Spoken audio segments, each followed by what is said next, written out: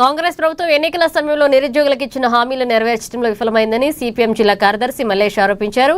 ఆదిలాబాద్లోని party కార్యాలయంలో ఆయన మీడియాతో మాట్లాడారు. ఈ నెల 15వ తేదీన హైదరాబాద్ ఇందిరా పార్క్ ఎదుట సిపిఎం ఆధ్వర్యంలో నిరుద్యోగుల మహాధర్నా చేపడుతున్నట్లు పేర్కొన్నారు. ఈ నిరసన కార్యక్రమానికి నిరుద్యోగ యువత అధిక సంఖ్యలో పాల్గొని విజయవంతం చేయాలని పిలుపునిచ్చారు.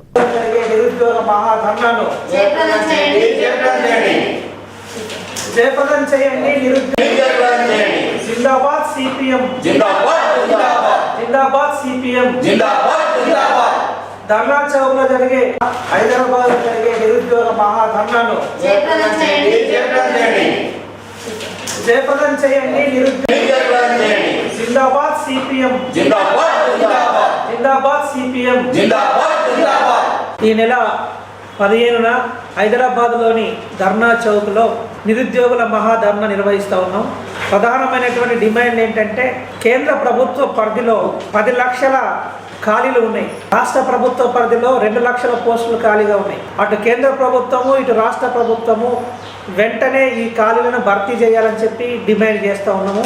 అట్లనే ఖాళీలను భర్తీ చేసిన మిగిలిపోయిన నిరుద్యోగులకు నెలకు కనీసం 5,000 రూపాయల నిరుద్యోగ వృత్తిని ఇవ్వాలని చెప్పి కోరుతా ఉన్నాము.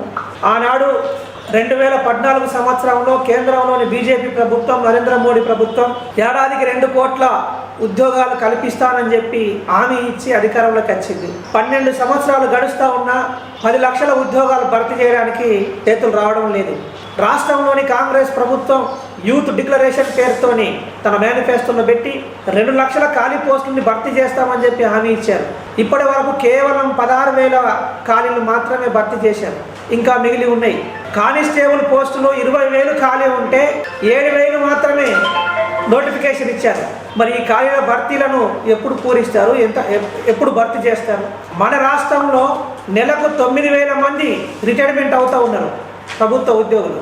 వాటిని భర్తీ చేయడానికి చేతులు రావట్లేదు ప్రభుత్వానికి. కాబట్టి నిరుద్యోగుల యొక్క సమస్య తీరాలంటే ఉద్యోగాల భర్తీ నోటిఫికేషన్లు తక్షణమే వెంటనే జారీ చేస్తూ 2 ప్రభుత్వాలు కూడా ఉద్యోగాలు భర్తీ చేయాలని చెప్పి డిమాండ్ చేస్తూ ఉన్నాం. అందుకోసం సిపిఎం పార్టీ ఆధ్వర్యంలో నిరుద్యోగులకు అండగా పోరాటాలు నిర్వహిస్తాం.